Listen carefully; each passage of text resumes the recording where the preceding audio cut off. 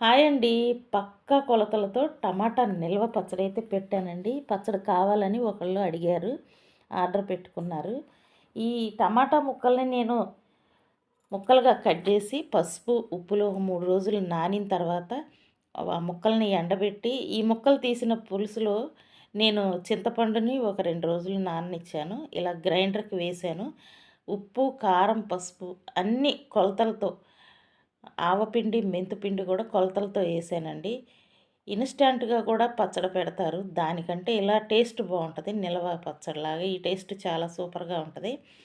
నేనైతే పచ్చడి ఎవరు ఏది అడిగినా అప్పటికప్పుడు నేను పెట్టిస్తానండి. నిల్వగా ఎప్పుడు స్టాక్ అయితే ఉండదు. ఫ్రెష్‌గా అయితే పెట్టిస్తాను. నాకైతే ఒక 5 కేజీల వరకు టమాటా పచ్చడి ఆర్డర్ వచ్చింది. తాలింపు కూడా ఏసాను. చాలా టేస్టీగా చాలా బావుంటది. మీలో ఎవరికైనా కావాలి అంటే ఆర్డర్ చెప్పండి. ఏ పచ్చడైనా ఇప్పుడు మామిడికాయ సీజన్ గూడా వస్తుంది కదా!